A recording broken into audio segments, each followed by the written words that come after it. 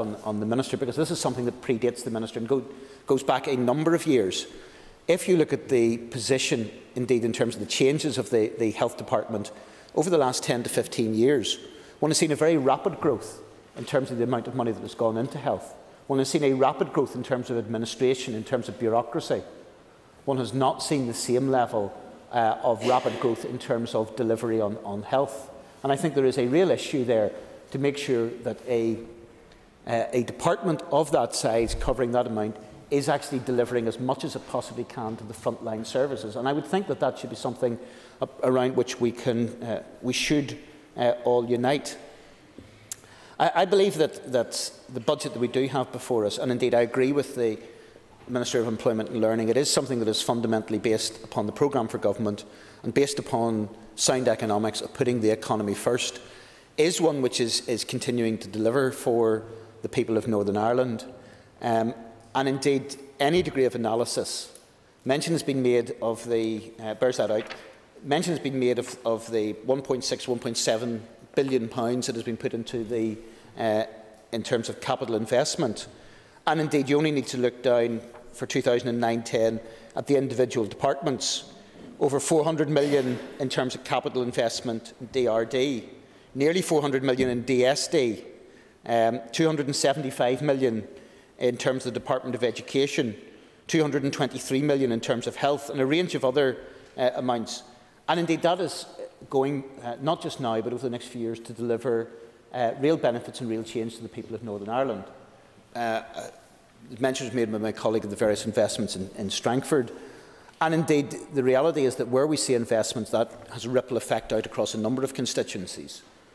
For example, I know that my colleagues, such as Mr Farry and others, recently had a presentation on the proposed changes over the next few years in terms of capital build at the Ulster Hospital. And that is something, I think, which will be of service, although it is outside the constituency of North Down, will clearly be of a major degree of service to the people of North Down and further afield. And the reality is that there is this level of investment. We're seeing, I think, 184 million on roads projects. We're seeing 35 million on the royal groups of hospitals, all of which, and 31 million for tourism signature projects, all of which are planned for 2009-2010. So whenever people accuse this of being a sort of a do-nothing executive, I think this is showing this is very much wide of the mark.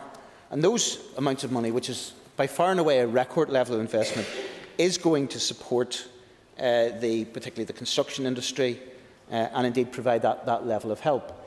And indeed, in terms of reprofiling, there has been work done, I think, with Treasury to ensure at least that a certain amount of money can be reprofiled and brought forward. I think there's somewhere in the region of about £80 million has been brought forward into the next financial year. It can be brought in, and I think that opportunities can be taken in relation to it. So I think there is clearly a very strong commitment to that. Now, as I said, it is very easy for all of us to identify a range of areas where we would like to see additional money. And indeed, the bids will come in the monitoring round. Some of those will be met over the next year or two. Some of them won't. I know in terms of the Department of Environment Committee, which I would serve on, there are a range of things. It is clear that there will need to be a level of investment in RPA to bring that forward. There is going to be clearly, and particularly in the capital side, and that has been something which has been to a large extent factored in. I think one of the areas which has been neglected for many years, particularly under direct rule, was the investment that Northern Ireland put in terms of its waste infrastructure. And leaving aside, if you like, the current debate within Belfast over the issue of the incinerator, it is clear that we are having to do a large amount of catch-up because of years of neglect of direct rule in terms of waste infrastructure, and there's clearly going to have to be money put into that. People have also made, on a number of occasions, important points in terms of the backlog in terms of planning, and I think some of the planning reforms are starting to have a degree of effect. But again, that is an area that we would like to see more money. And of course, probably an area which, from a DOE point of view, one could make an argument is perhaps more important than almost anything else, is issue in terms of road safety, in terms of improvements on applying pressure to try to get the figures down. And I am sure that anyone who is a member of any committee in this House could make similarly a range of proposals which they feel is worthy of adding 50% or doubling what is being spent at the moment. It would not take a great deal of difficulty for us to come up with a set of proposals which would match that. Indeed, I think it was indicated, during direct rule, during the shadow period of the Assembly, that one party in this House had managed to spend the block grant in about 4 days' worth of motions on that side of it. I'm not going to name the party. I don't want to. I'll not name the party because I don't want to embarrass the SDLP on that subject. But the reality is, it is easy politics to be able to say such and such requires more money, and to be honest on it, there are genuine cases and genuine arguments to be made for that money. I would say I think that even where there is money to be spent, there's got to be a degree of balance. And one criticism I have to say, for example, while I think there's very worthy arguments have been used by the Minister in terms of social housing, I'm not altogether sure from my own point of view that the balance has been got between new housing and indeed investment in terms of maintenance of housing. I've seen in my own constituency, and others will testify to that, a number of projects which have now seemed to have been put very heavily on the back burner because the idea of maintenance of housing seems to have gone to the bottom of the pile. And so I think it is about how well we use our money. But the reality is that there has been a strategic decision taken by this executive, and ultimately one, I think, which has been bought into by at least those around the executive table, which puts the economy at the top of the agenda and puts economic development for this country at the top of the agenda.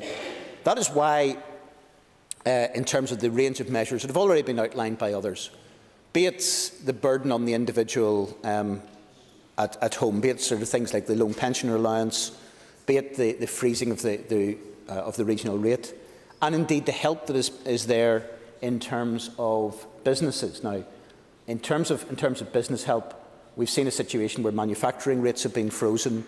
We've seen a situation where the non-domestic rate has been frozen. We've seen initiatives in terms of trying to respond to the recession, such as the relief for small businesses. Those are things to be welcomed.